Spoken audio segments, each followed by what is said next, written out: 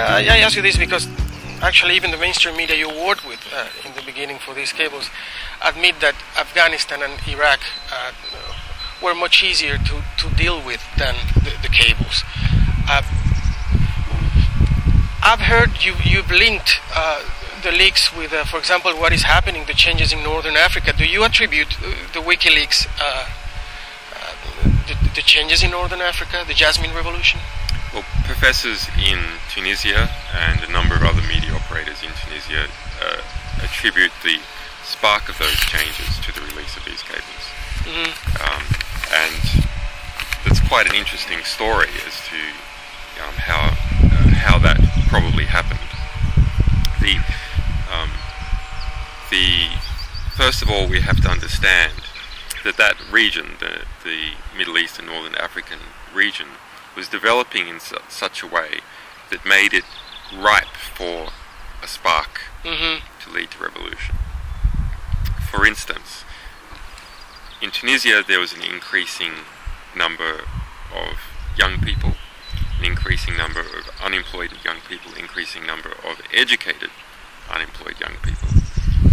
Internet connectivity was increasing, and perhaps most important of all, the amount of satellite dishes, TV satellite dishes that was springing up on individual houses was also the highest it had ever been.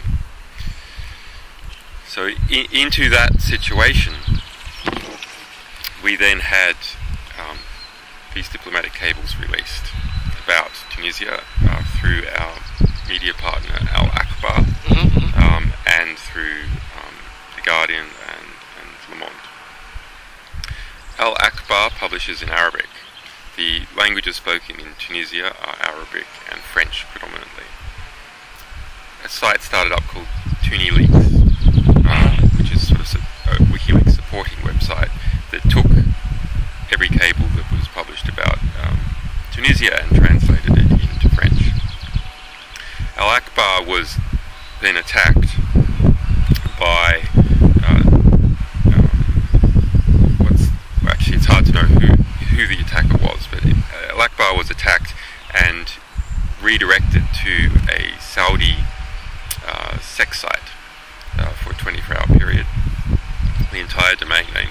Eventually they wrested control of that back, and it was attacked again through denial of service attack, and then attacked again through a very sophisticated attack that I attribute to a state actor with a degree of sophistication, which completely wiped out all that newspaper's cable publishing activities. Similarly, Tunisia then banned WikiLeaks and banned Al Akbar, blockaded access to us on the internet. Computer hackers that were supportive to us, and also in early December, went into Tunisian government websites and redirected the majority of Tunisian government websites to WikiLeaks, and in particular to a cable which spoke about the sort of opulent lifestyle led by Ben Ali and his wife, and the corruption that was there, and perhaps most importantly spoke about what the American view was of the Ben Ali regime. And the American view of the Ben Ali regime was negative, and that it was clear from reading this cable that if there was a conflict between the army and the political regime, the US would support the army. That then sent a signal to people working within Tunisia, but also importantly to the Western support for the Ben Ali regime and to the regional support by people like Mubarak and Israel for the Ben Ali regime. Then on December 16, a young computer technician, aged 26, set himself on fire. And that then took this sort of this intellectual outrage about what was going on into a physical realm, something that everyone could relate to. and on January the 4th he died in hospital, and protest movements kept yes. This material was spread around through Al Jazeera, very importantly, and the political decision of Al Jazeera to report on those protests, to film them and to show them and to report the cables and broadcast them all in Arabic to the Middle Eastern region is something that I attribute as being one of the most important factors involved. Al Jazeera has worked well throughout those Middle Eastern countries in reporting our material, with the exception of Saudi Arabia and Bahrain, and of course Qatar. Of course, Qatar, yes. The movement you I just mentioned this to show that a great broadcaster like even a great broadcaster like Al Jazeera, which has been very fair generally, has its particular biases. Oh yes. So we always need multiple voices, because every broadcast and every organisation has a particular thing that it has to take care of in order to take care of itself.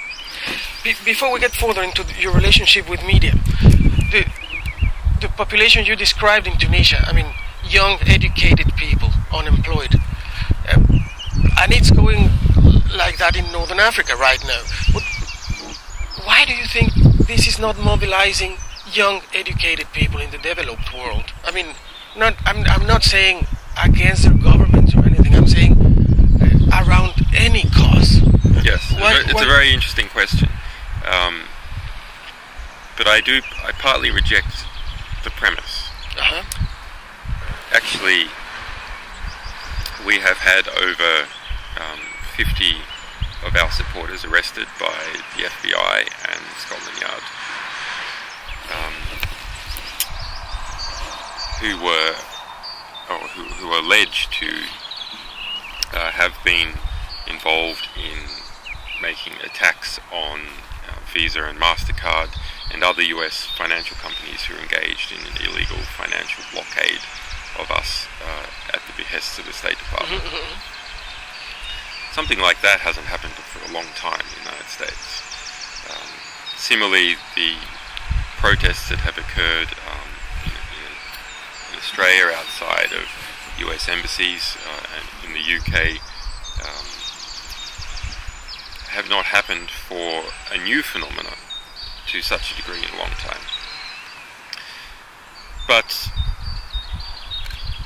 more generally, you're right that the degree of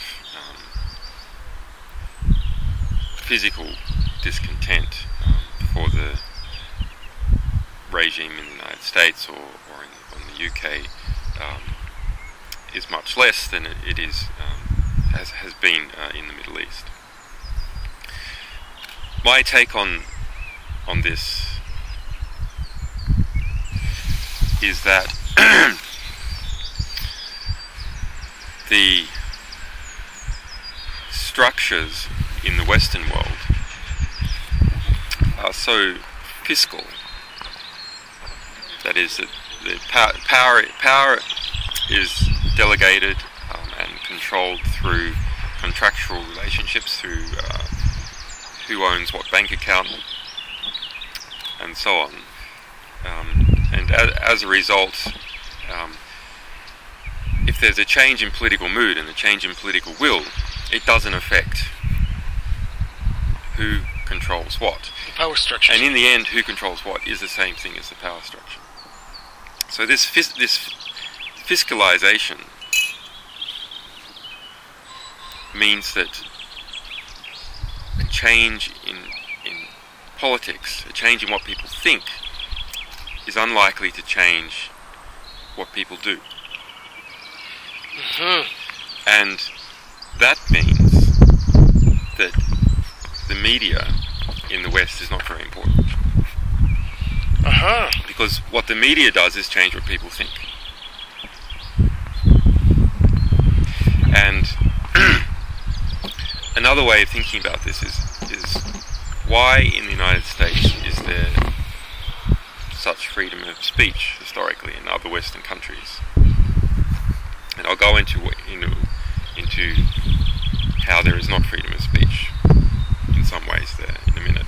But you can put up a blog if you're a US citizen, you can put up some blog and write whatever you want. It doesn't mean anyone will read it, but you can say whatever you want about Obama or any big company CEO and so on, without too much threat of retribution. I say the reason you can do this is because it won't make any difference what you say.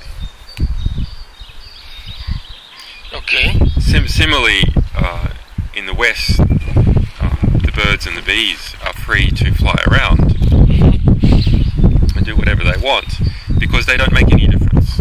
They will not affect who owns what, who controls what.